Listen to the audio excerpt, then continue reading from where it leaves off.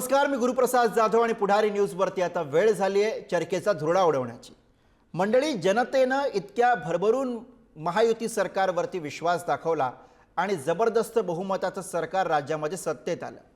पण या सरकारला या यशाच्या पलीकडे अनेक आव्हानांचा डोंगर एकाएकी दिसू लागला। त्यातली बरीचशी आव्हानं ही सोबत असलेल्या सत्तेत असलेल्या नेत्यांमुळेच निर्माण झालेली दिसतात। महायुती सरकारमधले आजी माजी कृषी मंत्री सध्या गोत्यात आलेत।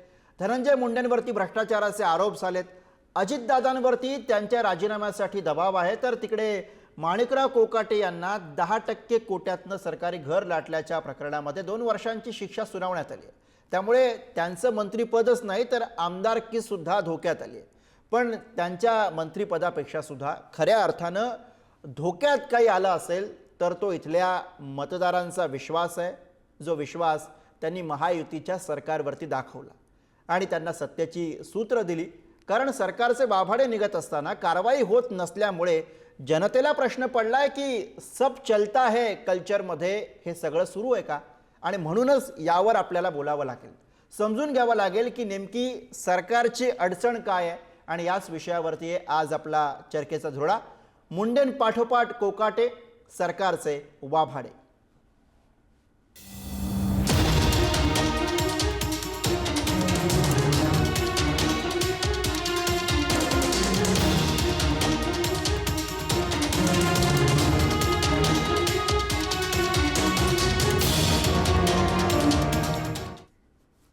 आणि या विषयावर चर्चा करण्यासाठी आपल्यासोबत मान्यवर पाहुणे असणार आहेत। आपल्यासोबत भाजपचे प्रवक्ते गणेश खणकर सध्या आहेत, आपल्यासोबत काँग्रेसचे प्रवक्ते बालाजी गाडे हे थोड्याच वेळामध्ये असणार आहेत, आणि आपल्यासोबत त्यासोबतच राष्ट्रवादीचे प्रवक्ते शरद पवार गटाचे महेश चव्हाण आपल्यासोबत असणार आहेत, आणि आपल्यासोबत राष्ट्रवादी अजित पवार पक्षाच्या प्रवक्त्या रुपाली ठोंबरे पाटील सुद्धा आहेत। सगळ्यात आधी चर्चेला सुरुवात करत असताना मी गणेश खणकर यांच्याकडे जातोय, भाजपचे ते प्रवक्ते आहेत। गणेशजी, इथं प्रश्न उपस्थित होतोय, ज्या पद्धतीनं दिवसेंदिवस जी काही प्रकरणं समोर येत आहेत त्यानंतर सरकारचे अक्षरशः या प्रकरणांमधनं वाभाडे निघत आहेत। राजीनाम्यासाठी दबाव नेते मंडळींवरती वाढतो आहे।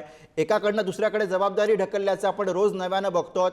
प्रत्यक्षामध्ये कुणावरही काही कारवाई होताना दिसत नाही। विरोधक सातत्याने या कारवाईची मागणी करतात। त्यामुळे एक परसेप्शन जे क्रिएट झालेलं आहे ते असं आहे की हे सरकार सब चलता है कल्चरमध्ये काम करतंय। जनतेची जनभावना काय आहे याच्याशी सरकारला काही घेणं देणं नाही आहे। आपण या सगळ्याकडे कसं पाहताय?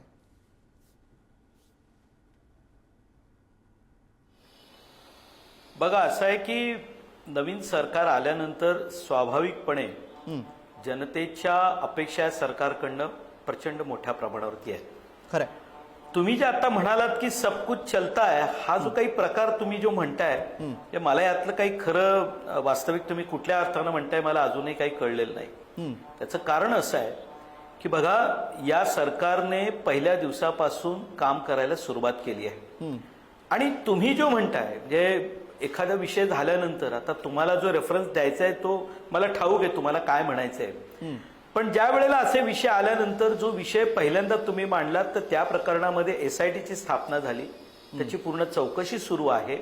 आणि त्या प्रकरणामध्ये आमच्या महाराष्ट्राच्या माननीय मुख्यमंत्र्यांनी असोत किंवा इतरांनी यातनं काहीही लपवलं जाणार नाही हे जनतेसमोरील हे अनेक वेळा स्पष्ट केलेलं आहे की विरोधकांनी काही मागणी करावी किंवा एखादी बातमी आल्यानंतर आम्ही त्यावर काहीच प्रतिक्रिया दिली नाही असं तर कधीच घडलेलं नाही। त्या प्रकरणाची सखोल चौकशी व्हावी म्हणून एसआयटी गणेश खणकर चौकशी सुरू आहे। यात लपवण्यासारखं काही विरोधकांनी केले असते मी समजून घेऊ शकतो। आपण जेव्हा बोलतोय गणेश खणकर तेव्हा 5 मिनिटापूर्वी तुमच्या पक्षाचे आमदार सुरेश धस यांची पत्रकार परिषद झाली आहे। पत्रकार परिषद घेऊन पुरावे मांडून त्यांनी ते सांगतायत कशा पद्धतीने कृषी विभागामध्ये घोटाळा झाला। धनंजय मुंडेंकडे त्यांचा रोख आहे, वारंवार जाऊन त्यांनी भेटी घेतलेल्या आहेत, मुख्यमंत्र्यांना जाऊन भेटलेले आहेत, त्यांच्या कानावर सगळ्या गोष्टी सांगितलेल्या आहेत। विरोधक आरोप करत असतील आणि परसेप्शन क्रिएट होत असेल तर वेगळा विषय आहे। इथं आपण जेव्हा बोलतोय तेव्हा 5 मिनिटापूर्वीचं तुम्हाला मी सांगतोय तुमच्या पक्षातले आमदार पत्रकार परिषद घेत आहेत, माजी कृषी मंत्र्यांवर आरोप करतायत। आत्ताचे जे कृषी मंत्री आहेत त्यांना 2 वर्षांची शिक्षा झालेली आहे। आता जर का हे सगळे मुद्दे असतील तर मग लोकांच्या मनामध्ये जो संभ्रम निर्माण होणार आहे तो आपल्याला दूर करावा लागेल सरकार म्हणून।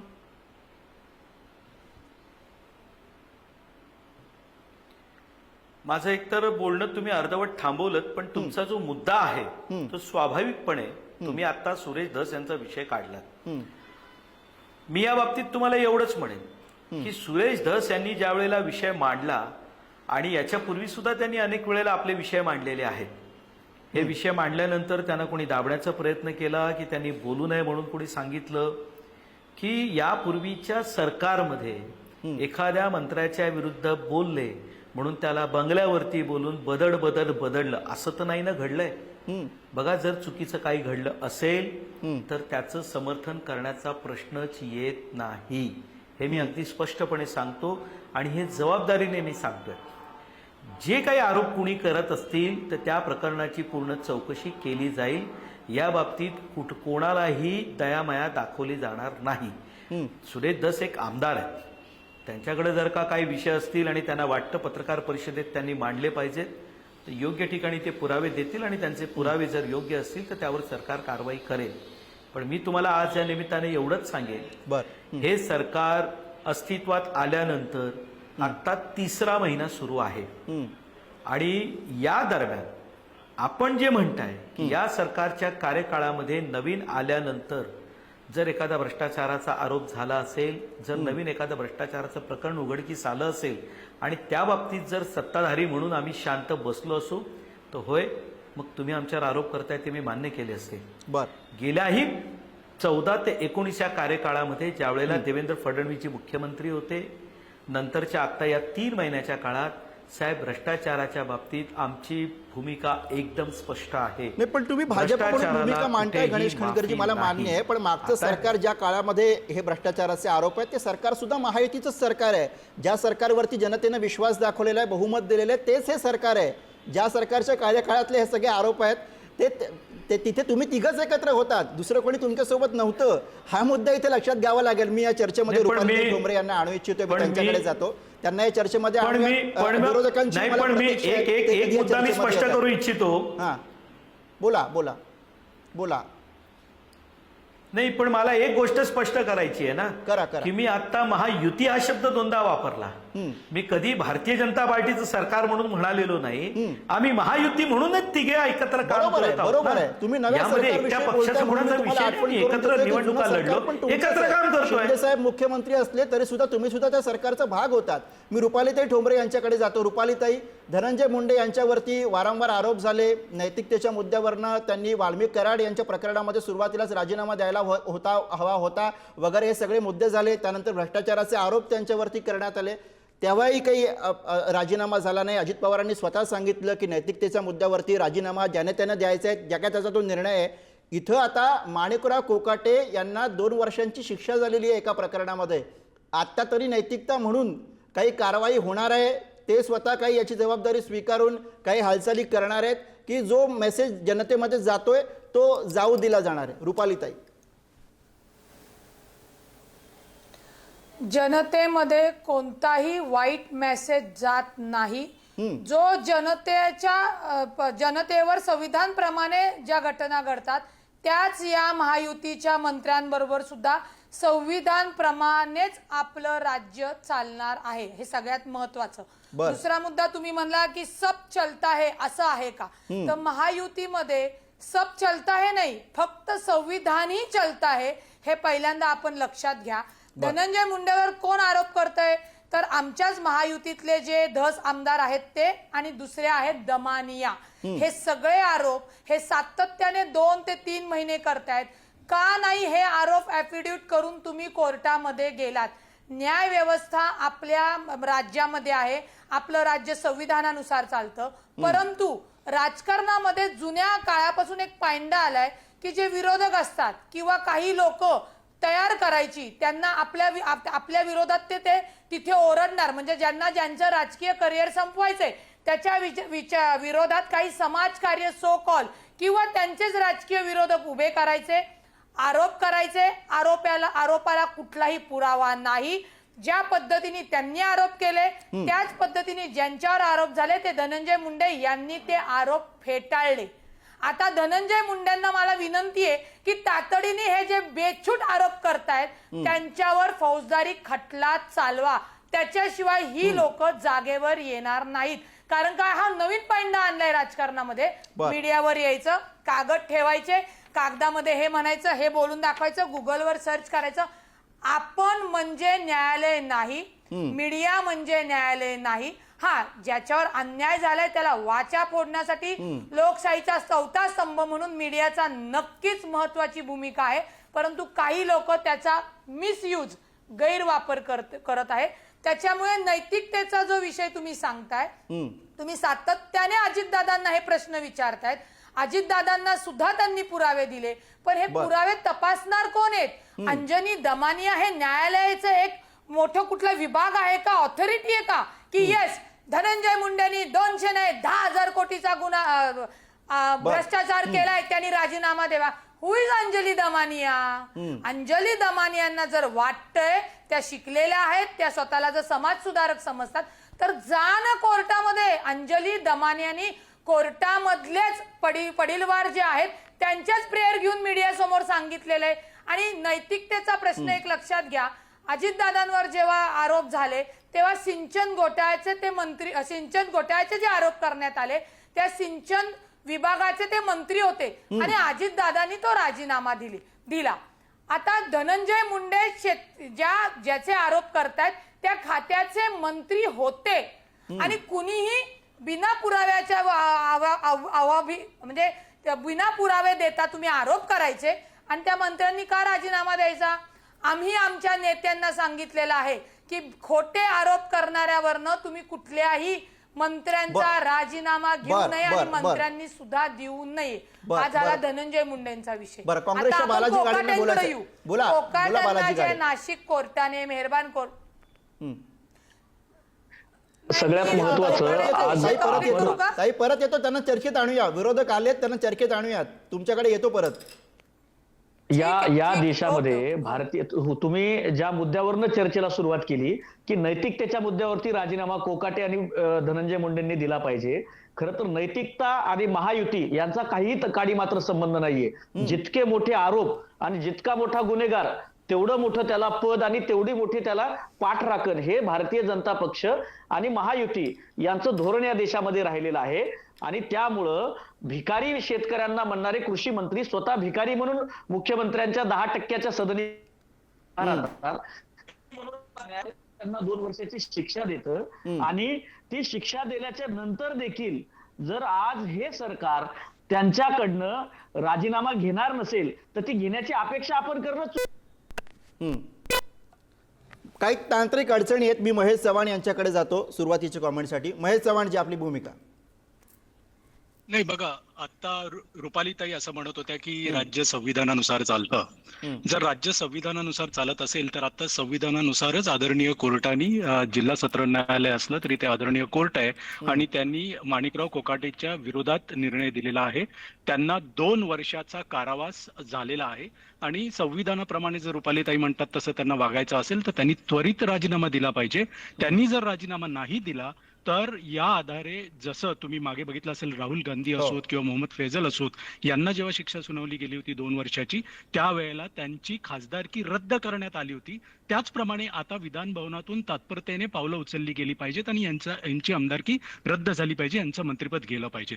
दुसरा प्रश्न हा आहे की नैतिकता जर दाखवायची असेल तर ती माणिकराव कोकाटेंनी दाखवावी. जर त्यांना ती नैतिकता दाखवता येत नसेल तर अजितदादांनी नैतिकतेच्या आधारावर त्यांच्याकडे राजीनामा मागावा. कारण अजितदादांनी स्वतःनी 2-3 दिवसापूर्वी सांगितलं होतं की ज्या वेळेला त्यांच्यावर सिंचन घोटाळ्याच्या बाबतीत आरोप झाले होते त्यावेळेला त्यांनी नैतिकतेच्या आधारावर राजीनामा दिला होता.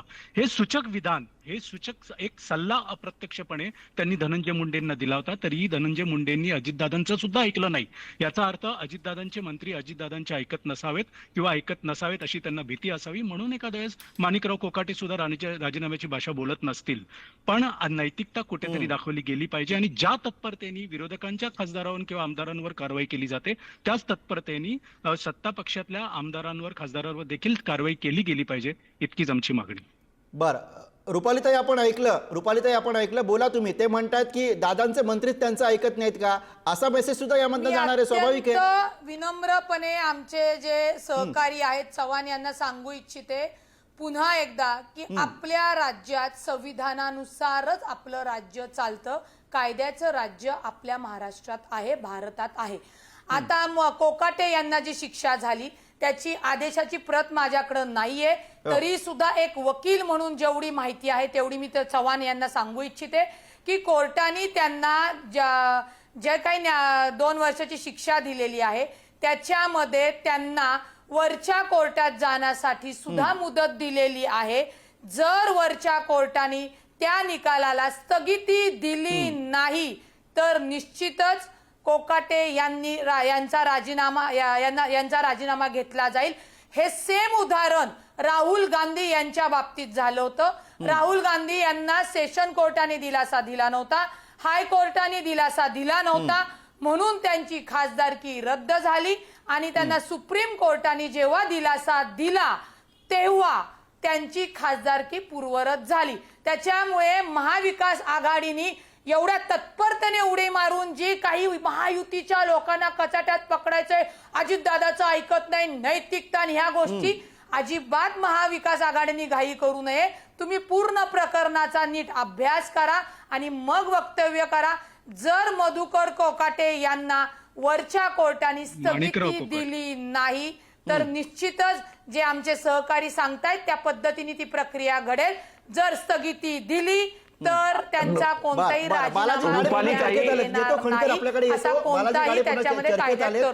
नेटवर्क आता व्यवस्थित असेल. बालाजी बोला. रुपालीताई, नैतिकतेच्या गप्पा तुम्ही मारू नयेत. सध्याला ज्या पद्धतीनं कोकाटेंवरती आरोप सिद्ध झालेले आहेत आणि न्यायालयाने त्यांना शिक्षा ठोठावलेली आहे, तुम्ही एक लक्षात घ्या. तुमच्यामध्ये बोललो नाही. हो, आम्ही मारायचे, आम्ही नैतिकतेने वागतो. नाही, शिकावी लागेल. आता तुम्ही बोलू नका, माझं ऐकून घ्या.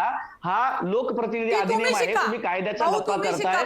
एक लक्षात घ्या की त्यानुसार 2 मिनिटं ऐकून घ्या. आवाज मोठा करून गुन्हे झाकत नसतात. कोकाटेंनी शेतकऱ्यांना 2 दिवसापूर्वी भिकारी म्हटलं आणि स्वतः भिकारी, ऐका, माझा पण मोठा आहे, कोकाटेंनी स्वतः भिकारी म्हणून सदनिका घेतल्या. कोकाटे स्वतः भिकारी म्हणून सदनिका घेत आहेत, खोटी माहिती देत आहेत आणि त्यांच्यावरती न्यायालयानं ज्या वेळेला आरोप सिद्ध झालेले आहेत अशा वेळेला नैतिकता असेल शिल्लक तुमच्यामध्ये तर ती पाळून अगोदर त्यांनी राजीनामा दिला पाहिजे. नंबर 1. नंबर 2, धनंजय मुंडे यांच्यावरती ज्या वेळेला स्वतः मीडियाच्या समोर येऊन म्हणतायत की वाल्मिक कराड सोबत माझे संबंध आहेत तर आहेत आणि त्यासोबत इतकं सगळं असताना नैतिकतेच्या गप्पा तुम्ही करता. त्यामुळं नैतिकता आणि महायुतीचा काडी मात्र संबंध नाहीये. जितका मोठा गुन्हेगार, जितका मोठा अपराधी, तितकं मोठं बक्षीस आणि तेवढं मोठं मंत्रीपद हे भाजप आणि महायुतीचं सूत्र राहिलेलं आहे. त्यामुळं ज्या पद्धतीनं संपादक महोदयांनी सांगितलं सुरुवातीला की नैतिकता आहे की नाही, सर यांच्याकडे नैतिकता यांचा संबंधच नाहीये. सगळे आरोपी संजय राठोडांचं काय झालं? भाजपनं अगोदर त्यांच्यावरती आरोप केले, आता मांडीला मांडी लावून ते बसतायत. आजची अगदी तुम्ही जसा उल्लेख केला, आपली ही चर्चा सुरू होण्याच्या 5 मिनिटं अगोदर सुरेश दसांनी, जे त्यांचेच आमदार आहेत, त्यांनी आरोप केले धनंजय मुंडेंवरती. त्याचबरोबर कोकाटेंचा गुन्हा सिद्ध झाला आणि तुम्ही आम्हाला नैतिकता शिकवणार. बरोबर आहे, तुमची नैतिकताची व्याख्या ही अनैतिकतेत येते. तुम्ही सगळं ज्या राज्यामध्ये चाललेलं आहे हे 5वी बहुमत मिळाल्यामुळे तुम्हाला जनतेची भीती राहिलेली नाहीये.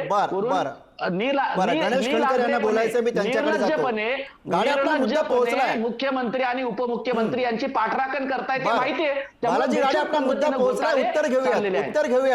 उत्तर घेऊयात. मी भाजपकडे जातो. गणेश खणकर, मला याला जोडून तुम्हाला हे विचारायचं आहे की एकमेकांना अडचणीत आणण्याच्या प्रयत्नातनं हे सुरू आहे का, अशी एक चर्चा आहे. आणि कारण धस आणि मुंडे यांच्यातली भेट हे त्याचं एक उत्तम उदाहरण म्हणून याच्याकडे आपल्याला बघावं लागेल.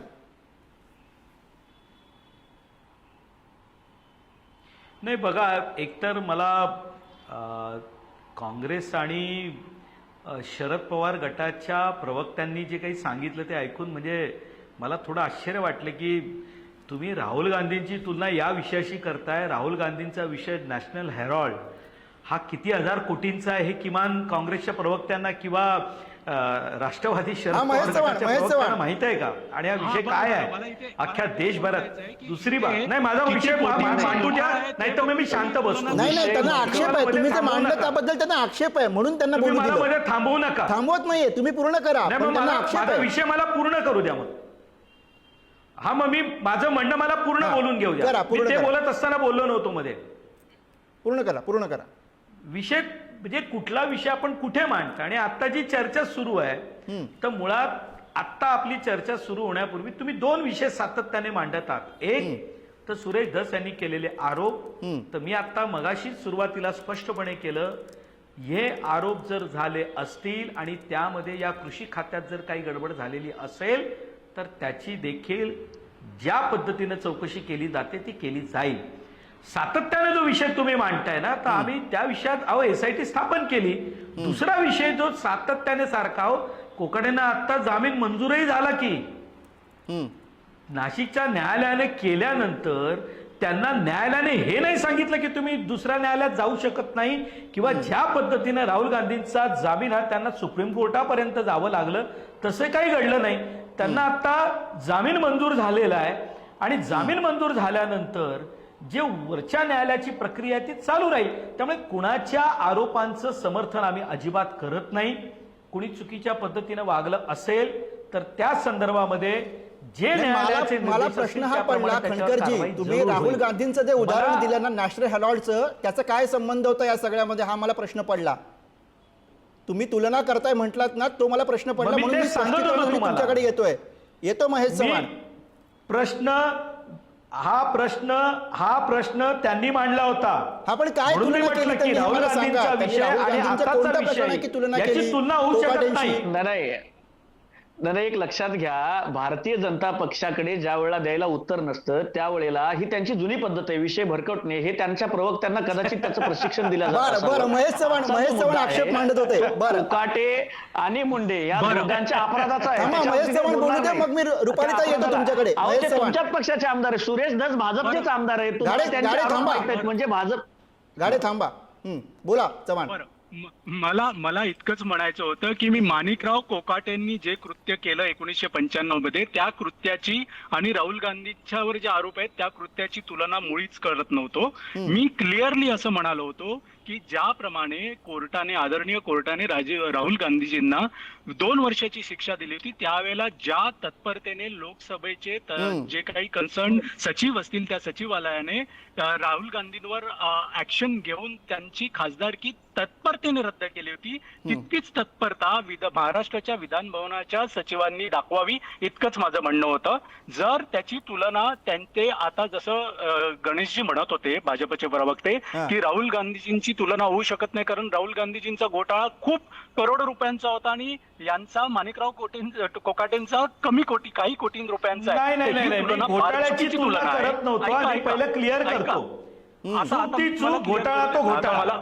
ऐका ना, आता मला बोलू द्यात प्लीज, मग मी तुम्हाला संधी नक्की देतील, आपले अँकर इथे बसलेत.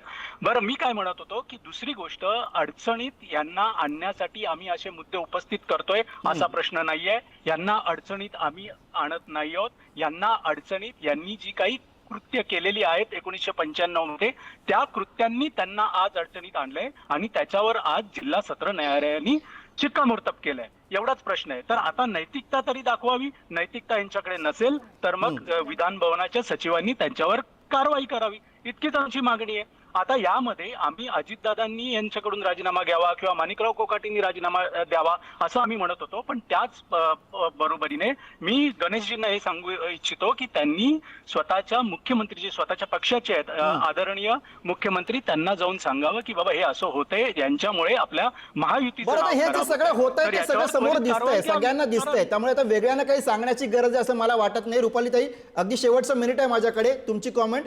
हा, अगदी शेवटचं मिनिट आहे, अगदी शेवटचं मिनिट. मुळामध्ये नैतिकतेचा विषय महाविकास आघाडी खास करून काँग्रेस मांडते. त्यांची नैतिकता पाहूनच जनतेने त्यांना नाकारलंय, ते तर स्वीकार करावं. तुम्हाला सत्तेवरती बसवलंय ना, मग तुम्ही नीट वागा ना. सातत्याने तुम्हाला महायुतीला सत्तेवरती काय मग कशा पद्धतीने कचकचत पकडता येईल, विकासाचा कोणताही मुद्दा नाही, कामाचा मुद्दा नाही. गाड्यांना सांगायचे जाता जाता की माझा हा आवाज नॅचरल आहे, तुम्हाला घोटाळे गाडे, त्यांचा आवाज नॅचरल आहे, तुम्हाला कमी होणार नाही. करायला बसवलंय. तुमचा मंत्री दोषी आहे, त्यांना राजीनामा दिला पाहिजे. गणेश खणकर त्यामुळे तुम्ही आम्हाला नैतिकता नाकारलं ना. शिकवू नये. आम्ही नैतिकताही जनतेनं पाळतो एक आणि लक्षात आमचं घ्या, राज्य नैतिकता संविधानानुसारही तुमच्याकडे चालवतो. नाहीये, तुमचा अशी नैतिकतेचा फक्त संबंधच महायुतीचं नाहीये. सरकार आहे. तुम्ही हे त्यांनी भ्रष्टाचारामध्ये लक्षात अखंड घ्यावं डुबलेले माणसं त्यामुळे आहे. गाड्यांनी याचा उचलली अर्थ जी असा नाही की लावणी राज्य वाऱ्यावरती गायला आहे. ती नैतिकता तुमच्या मंत्र्यांनी स्वतःमध्ये राजीनामा आणावी. दिला पाहिजे. जनतेने तुम्ही नाकारलंय अनैतिक तुम्हाला. भ्रष्ट त्याची नैतिकतेचं महाविकास उत्तर कधी आघाडी देणार म्हणजे आहात? परंतु महाविकास आघाडी महायुती म्हणजे चांगल्या भ्रष्ट पद्धतीने तीन लुटारू पक्ष काम करत गुन्हेगार असताना आणि यांच्या अशा पोटात पोट सुरू क्रिमिनल झालेलं आहे. लोकांचा अड्डा कसं झालेला यांना आहे कचाट्यात आणि पकडायचं? त्यातनं कसं यांच्यावर देशाचं प्रचंड allegations नुकसान करायचे? करताय तुम्ही. म्हणून राज्याचं allegations नुकसान केले. करताय. आणि आवाज राहिला वाढवून चालत कोकाटेंचा नाही. विषय, तुम्ही तुमच्या 95 मधली केस जोपर्यंत आहे, कोकाटे त्या राजीनामा केसमध्ये देणार नाही, त्यावेळेला कोकाटे राष्ट्रवादी दोषी एकत्र आहेत, होती. शेतकऱ्यांना एकत्र भिकारी असताना म्हणणारे सुद्धा स्वतः भिकारी चव्हाणांनी असतात. गाडे आणि रुपालीताई, माझी दोन्ही मान्यवरांना विनंती आहे, माझी दोन्ही मान्यवरांना विनंती आहे की कृपया, आपली वेळ संपलेली आहे, पण एक अगदी शेवटला आपण या सगळ्या चर्चेमध्ये आहोत. राजकारणामध्ये नैतिकता उरली आहे की नाही या मुद्द्यावरनं चर्चा आता बरीच पुढे निघून गेलेली आहे. पण ज्यांनी दाखवलेल्या विश्वासाच्या जोरावरती सरकार सत्तेत येतात त्या जनतेला गृहीत धरून तर राज्यकर्ते वागत नाही आहेत ना, या प्रश्नाचं उत्तर आज शोधावं लागणार आहे आणि हे शोधणं आज महत्त्वाचं आहे. याच नोटवरती आपण या चर्चेमध्ये इथेच थांबतोय. सगळ्या मान्यवर पाहुण्यांनी या चर्चेसाठी आपल्याला वेळ दिला त्याबद्दल सगळ्या पाहुणे मंडळींचा आभार. आणि यासह चर्चेच्या धुरड्यामध्ये आपण आज इथेच थांबतोय. बघत राहा पुढारी न्यूज.